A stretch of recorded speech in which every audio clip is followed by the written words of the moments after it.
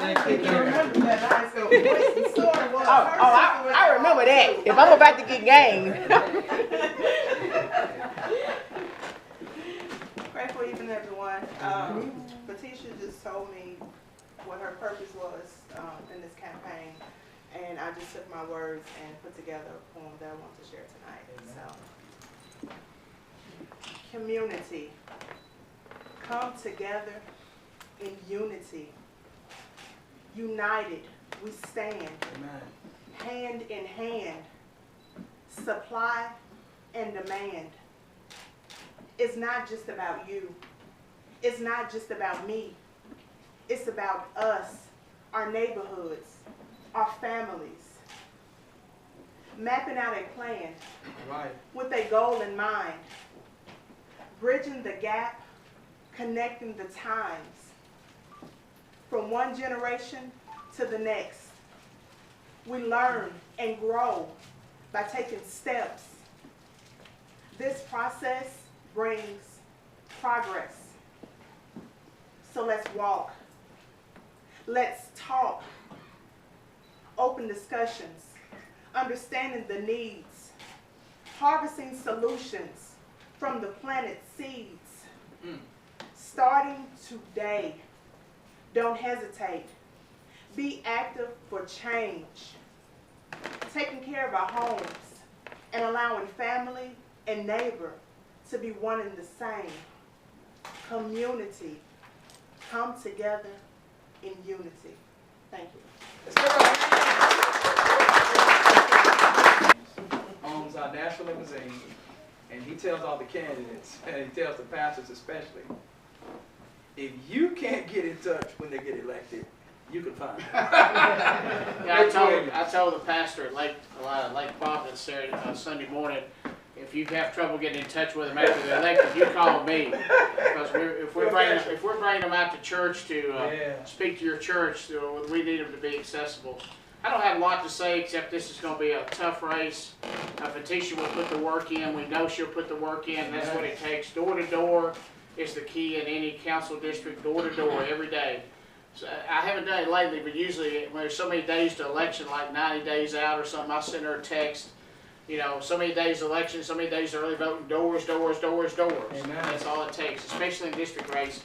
I met Furtesha at an event for another candidate, and she was thinking about running for council at large, and I asked her where she lived. I said, well, there's a district out there without an incumbent. Where do you live? That's where you need to run. That's your race. So I'm so glad we're here tonight. I'm so glad she's running, and I will help her all I can. If you have questions about a campaign or anything I can answer after this, I'll be hanging around a while, okay?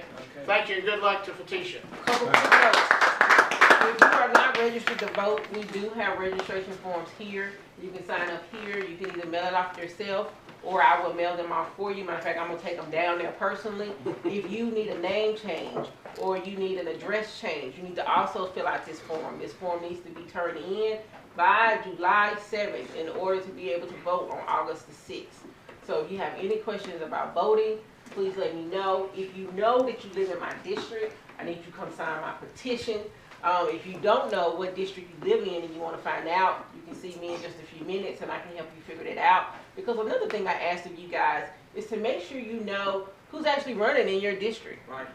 That's very important. Don't vote in the blind. I've been a blind voter before, so I know how easy it is for us to do it. Learn the individuals that are in your community that are running. When they knock on your door, answer, listen to them, ask them important questions that are important to you, so you can figure out if that's the person for you to vote for, so you don't vote in the blind on election day. Once again, I asked you to early vote.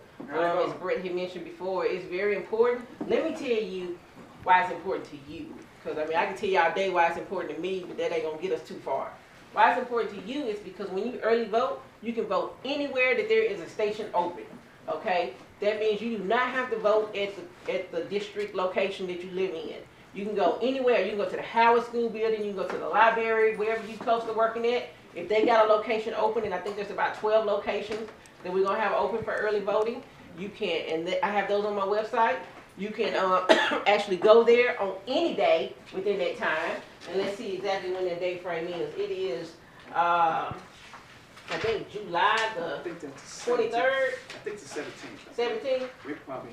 I John, got it somewhere on the here. early vote, is it July 17th. July Okay, 17th? July That's the 17th. first day of early voting. Yes. Through August the 1st. Right. And so you can vote anywhere during that time. So that means you don't have to leave work early. You don't have to take a long lunch break. You don't have to come in to work late. But if you wait till election day, you already know what that's like. You're going to be in long lines. Now, I know this ain't the presidential election, but it is, we do have a mayor. We have a lot of mayor candidates out there, okay? And we're going to have some big bangs to come through. So I do think that we're going to have a flush to the election polls this year. So if you wait till election day, you got to stand in the lines and you got to go within your district. Only. Which means you have to either leave house early or you got to leave work early. Or when you're on your way home and you're tired and you just ready to go home and cook dinner and sit down and eat and chill, oh man, I got to go vote. That happens to me all the time, y'all. I got to go vote. And so then